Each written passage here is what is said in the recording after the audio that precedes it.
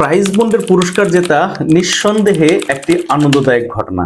এরকম সময় আপনি হয়তো সেই সুখবরটি সবাইকে জানাতে চাইবেন।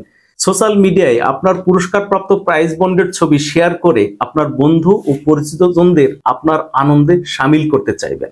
কিন্তু একবার ভাবুন তো, আপনার শেয়ার করা সেই প্রাইজ বন্ডের ছবি যদি কোনো স্ক্যামারের হাতে যায়, সে যদি আপনার প্রাইজ বন্ডের ছবি বা নাম্বার ব্যবহার করে আপনার পুরস্কারের টাকা তুলে নেয়, এরকম শঙ্কা আমাদের অনেকের মনেই আসে এবং স্বাভাবিকভাবেই প্রশ্ন ওঠে, একজনের প্রাইজ বন্ডের ছবি বা নাম্বার ব্যবহার করে অন্যজন কি সে পুরস্কারের টাকা তুলে নিতে পারে?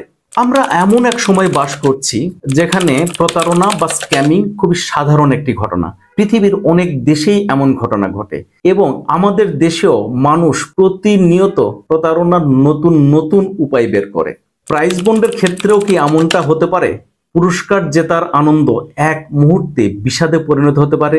তাহলে পুরস্কার জেতেও পুরস্কার হারাচ্ছেন না তো? কেহ যদি অপকর্মটি করে তাকে কিভাবে ঠেকাবেন? এই প্রাইজ বন্ডে যে আপনার, তারই বা প্রমাণ কি? আপনি যখন প্রাইজ বন্ড কিনেছেন তখন ব্যাংকে তো আপনার নাম পরিচয় লিখে রাখে নাই, তাহলে সমাধান কি?